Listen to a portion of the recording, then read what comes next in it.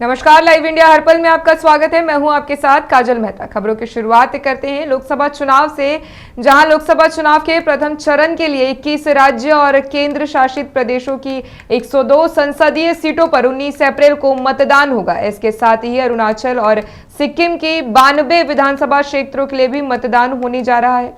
इन सभी लोकसभा और विधानसभा शाम को चुनाव प्रचार थम गई। वहीं कई दिग्गज नेताओं का भाग्य वोटिंग मशीनों में बंद होगा।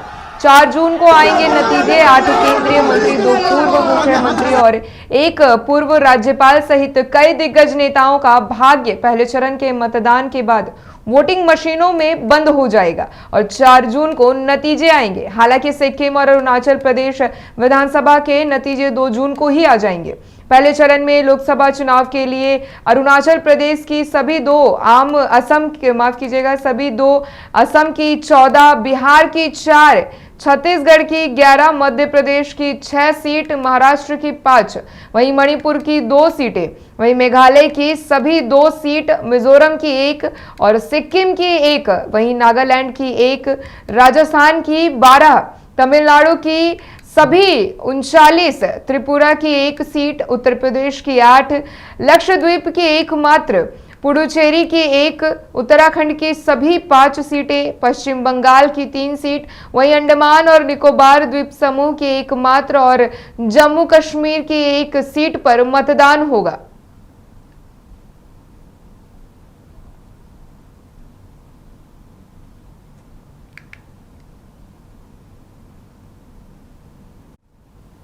बढ़ते हैं अगली खबर की ओर, जहां बिहार में लोकसभा चुनाव के प्रथम चरण में औरंगाबाद, गया, नवादा और जमुई में जनता अपने पसंदीदा प्रत्याशी के लिए वोट करेगी, पर अभी तक चीजें स्पष्ट वोट किधर जाएगा सिर्फ कागजों पर हम गणित की अलग लगा सकते हैं और वहीं वास्तविक हालात का अंदाजा लगाना बहुत कठिन हो चुका है। एनडीए को मोदी मैजिक पर भरोसा है, पर जाति का कार्ड खेलने में कोई कोताही नहीं की गई। पहले चरण में औरंगाबाद में राजद के कुशवाहा उम्मीदवार अभय कुमार कुशवाहा और नवादा में श्रवण कुशवाहा है। एनडीए की ओर से एक भी कुशवाहा उम्मीदवार नहीं है।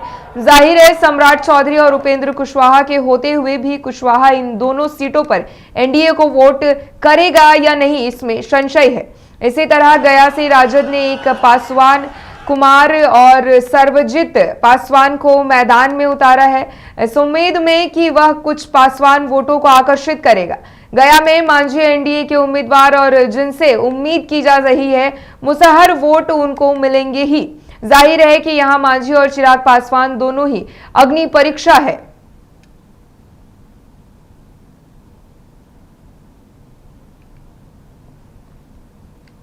बढ़ते हैं अगली खबर की ओर, जहां जेडीयू कार्यालय के कर्पूरी सभागार में आयोजित मिलन समारोह में राजद के शैलेश कुमार उर्फ बुलो मंडल अपने तमाम नीतीश कुमार के कार्यों और पार्टी के नीतियों से प्रभावित होकर जेडीयू का दामन थामा है। इस मिलन समारोह में जेडीयू के पूर्व राष्ट्रीय अध्यक्ष ललन सिंह, बिहार सरकार के मंत्री विजय चौधरी, जेडीयू के प्रदेश अध्यक्ष उमेश कुशवाहा और अन्य कई कार्यकर्ता मौजूद रहे।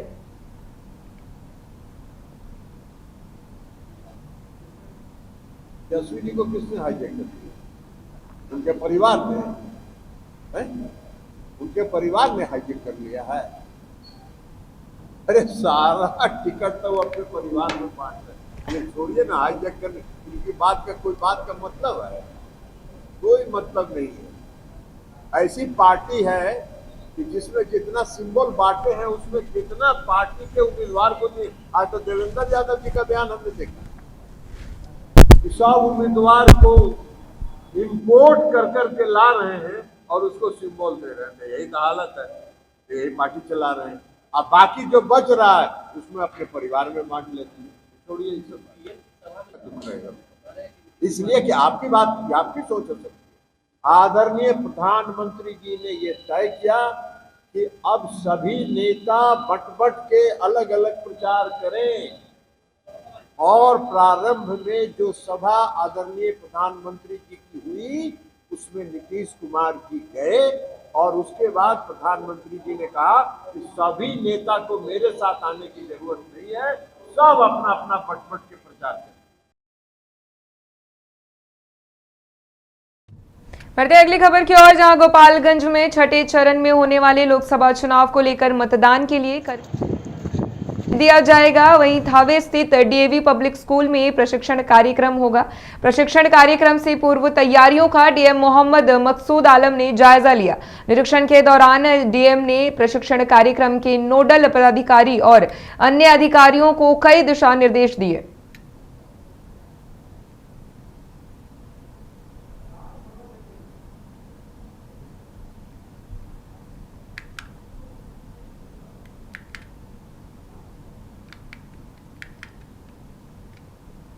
बढ़ते हैं अगली खबर की ओर, जहां कुछ घंटे पहले भाजपा का दामन थामने वाले विकास अग्रहरि ने घर वापसी की है। बता दें, कांग्रेस कार्यालय में पहुंचकर दीपक सिंह की मौजूदगी में फिर कांग्रेस में शामिल हुए विकास अग्रहरि, जिन्होंने कुछ ही घंटे पहले सांसद स्मृति ईरानी की मौजूदगी में भाजपा में सदस्यता ली थी। कांग्रेस में वापसी की है। बता दें, कांग्रेस में प्रदेश सह समन्वयक थे विकास अग्रहरि ने फिर से वापसी की है।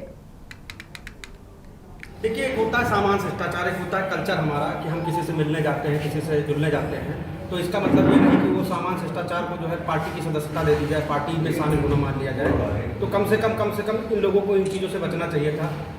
आदमी आत्मा से कहीं जाता है, आदमी रहता है जहाँ पर रहता है, आत्मा से रहता है। कोई भी व्यक्ति कहीं भी रहता है। तो हम आत्मा से कांग्रेस में थे, कल भी थे, आज भी हैं और आगे भी कांग्रेस में ही रहेंगे।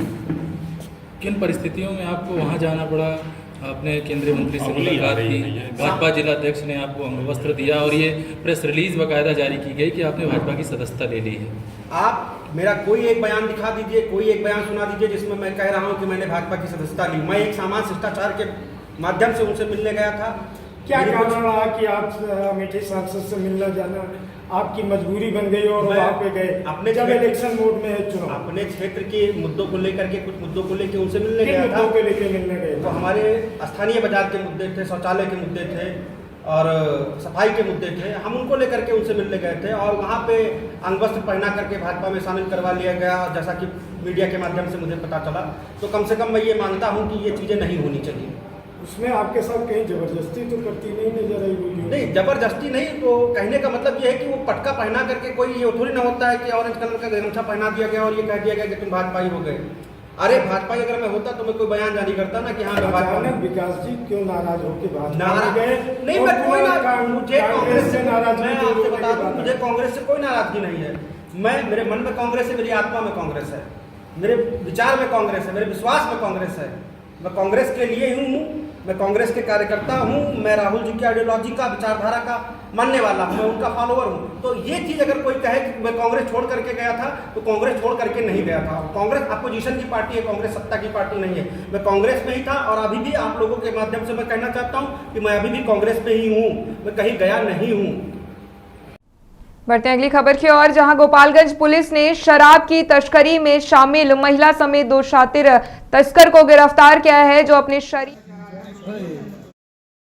बंटी और बबली सेलोटेप से शराब की पैकेट चिपकाकर तस्करी कर रहे थे। ये कार्रवाई कुचायकोट थाने की पुलिस ने बलथरी चेकपोस्ट के पास वाहन जांच के दौरान की। गिरफ्तार दोनों तस्कर पति पत्नी बताए जा रहे हैं। एसडीपीओ सदर प्रांजल त्रिपाठी ने बताया कि एक बाइक पर सवार होकर 2 लोग यूपी से आ रहे थे। कुचायकोट पुलिस ने बाइक रोककर सघन तलाशी ली तो शरीर में सेलोटेप से चिपकाकर शराब की तस्करी का खुलासा हुआ। वहीं गिरफ्तार आरोपी रमेश राम और उनकी पत्नी सोनी देवी बताई जा रही है, जो यहां बरौली थाना क्षेत्र के जोकहा गांव की निवासी है। उन्होंने बताया कि दोनों तस्करों के पास से 93 लीटर शराब बरामद किया गया और इस मामले में उत्पाद अधिनियम के तहत प्राथमिकी दर्ज कर दोनों तस्करों को जेल भेजने को लेकर कार्रवाई की गई। लगातार कुचायकोट थाना के द्वारा शराब के विरुद्ध कार्रवाई की जा रही है और सुबह के गश्ती के द्वारा इसमें एक दंपति को पकड़ा गया जिसने मोटरसाइकिल से चल रहे थे और साथ ही साथ वो शराब को भी अपने साथ ले जा रहे थे। अपने बॉडी में टेप लगा कर शराब को बांधा हुआ था।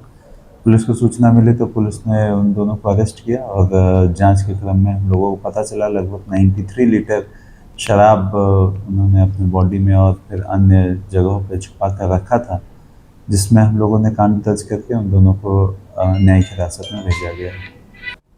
बढ़ते अगली खबर की ओर, जहां गोपालगंज जिले में आदर्श आचार संहिता लागू हो चुका है और पुलिस तथा प्रशासन इसे लेकर के काफी सख्ती से लोगों पर जो है में काम करवा रही है। ऐसे में गोपालगंज पुलिस के द्वारा सिर्फ आदर्श आचार संहिता लागू होने के बाद से 1678 लोगों को गिरफ्तार किया गया है, तो वहीं शराब बरामद करने की भी बात की गई है। वहीं गोपालगंज पुलिस के द्वारा कुल देशी शराब 43,341 लीटर और विदेशी शराब 7,022 लीटर बरामद किया गया है और पुलिस के द्वारा इस दौरान नगद कैश भी बरामद किया गया है, जिसमें 33,84,500 रुपए और जाली नोट 1,02,800 रुपए बरामद किए गए हैं। बता दें हथियार के साथ 55 कारतूस भी बरामद किए गए हैं। और यहाँ की बात करें तो पुलिस ने अब तक 94 मोटरसाइकिल, बोलेरो, स्कॉर्पियो, 13 कार और 7 पिकअप, 2 कंटेनर और 1 बस जब्त किया है, जो विभिन्न आपराधिक गतिविधियों में पकड़ी गई है। इन सभी को लेकर पुलिस अब आगे की कानूनी कार्रवाई कर रही है। पिछले एक महीने में जब से आचार संहिता लगा है तब से पुलिस ने कार्रवाई अपनी तेज कर दी है और पिछले एक महीने में करीब 1678 अपराधियों की गिरफ्तारी की गई है। कुल 19 हथियार बरामद किए गए हैं, कुल 55 कारतूस बरामद किए गए हैं और एक 50,000 लीटर से भी ज़्यादा शराब बरामद किया गया है और करीब 35 लाख से ज़्यादा कैश भी हम लोगों ने सीज किया है और ये कार्रवाई लगातार जारी रहेगी।